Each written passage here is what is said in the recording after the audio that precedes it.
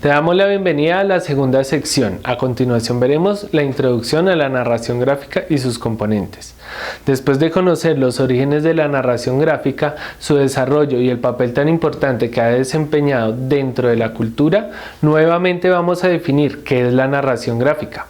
Y como vimos con anterioridad en la sección 1 de esta lección, la narración gráfica es la forma de contar algo por medio de ilustraciones, muchas veces apoyadas también en pequeños textos.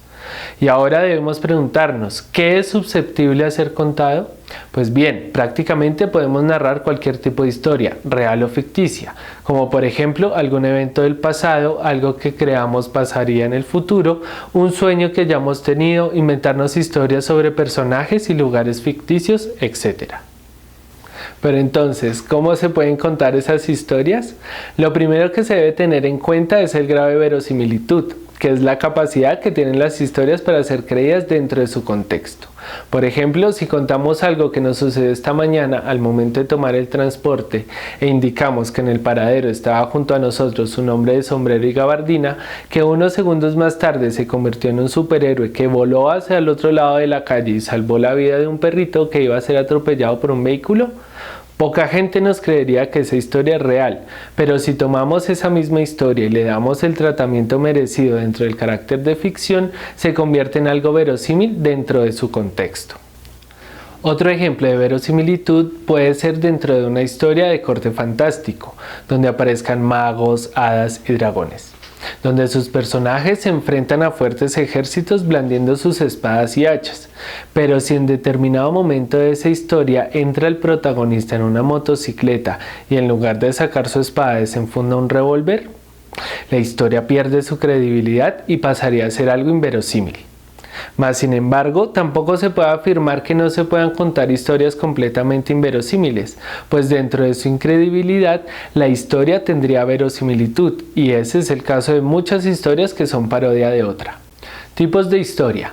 La historia depende entonces de su narrativa, de cómo se va a contar el relato, y existen dos formas de contar esa historia. La primera, de forma clásica, que pueden ser historias lineales, inicio, nudo, desenlace, o no lineales, inicio, desenlace y nudo, nudo, desenlace e inicio, o desenlace, nudo e inicio.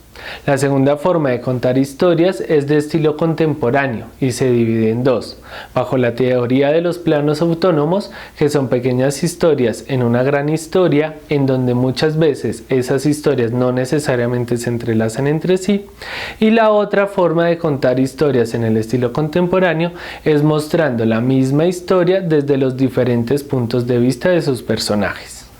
Siempre, independiente del caso que se quiera utilizar para narrar, se debe tener en cuenta tres aspectos. Primero, el manejo de la información, no contar cosas que no sean relevantes ni adelantar indicios que resuelvan la historia, quitándole el ritmo y el factor sorpresa. El segundo, la búsqueda del significado, determinar muy bien lo que se quiere contar, la finalidad del relato, incluir todos los elementos necesarios que hagan resaltar la historia. Y el tercer aspecto es la articulación de la técnica, determinar con exactitud el estilo gráfico con el que se va a representar la historia, el color, los diálogos, etc.